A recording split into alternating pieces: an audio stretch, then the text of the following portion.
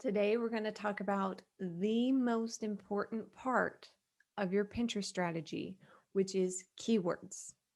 Keywords are so important for your Pinterest strategy. Why? Because Pinterest, as a discovery platform, relies on keywords to find you. Okay. So Pinterest is a search engine. It is not like Instagram. It is not like Facebook. So at the very top of the funnel, you have discovery. So that's YouTube, Google, Pinterest. Once they're on your email list or they find you, then you nurture them through your email sequence, through your Instagram and Facebook. Okay. So in order to be found in the discovery section of the funnel, you need to be using keywords. And I want to show you one way of how you can find keywords. There are so many ways that you can do this, but I'm going to show you the most quick and common way of doing this. After we do our keyword research, I'm going to show you how to make a couple boards. Let me share my screen with you. Okay, we're back on number 5, findings, Pinterest profile. Whenever you are doing your keyword research, I want you to just open up in either Google Docs or Excel or Numbers, whatever. Just open up a blank spreadsheet. And I want for you to just brainstorm keywords that you might use in your industry.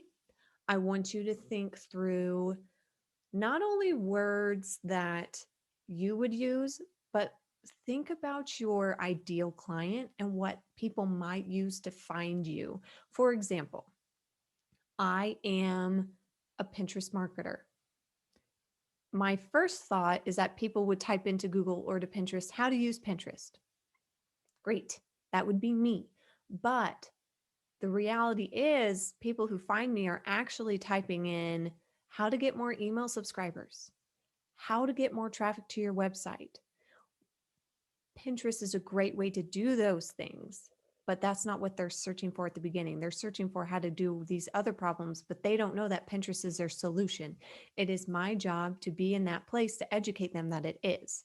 So I really want you to think through what is the most basic thing they would be searching for and keep stepping back all the way down to the original problem. What is the original pain point that they are trying to solve? So in your keyword bank, it is fine if you have kind of what I've done here, different categories. So she does some tutorials, like in the form of a course. She also does some blog posts on like DIY stuff.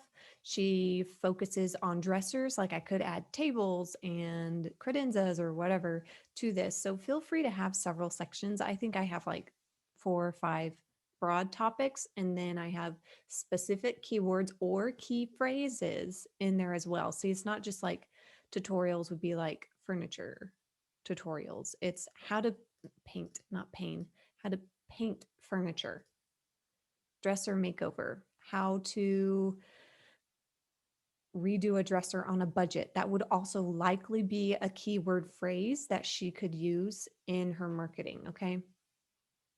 So once you kind of have this brainstorm, just pause this video, write stuff down, and then let's hit play and continue.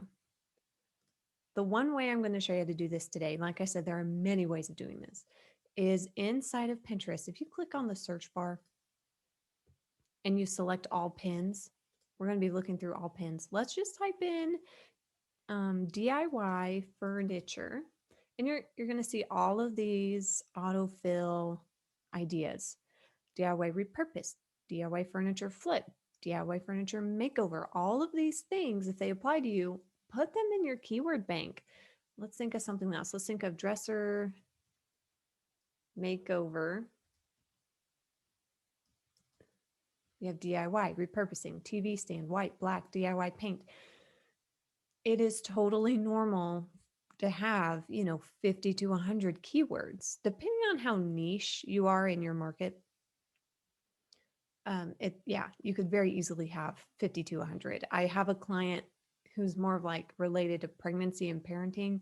We have like 200 keywords for them just because they're so broad. I think I have closer to like the 75 realm. So just take some time, take 15 minutes, go through, do this, and then I'm going to show you how you can start using these in your marketing. Okay. I'm going to show you how to use this as a board. Let's talk about boards. Whenever you are thinking about creating boards, try and make it keyword rich so that it's content that you, yes, you do create content for the boards. For instance, you create blog posts, and those blog posts, the topics have to do with your boards.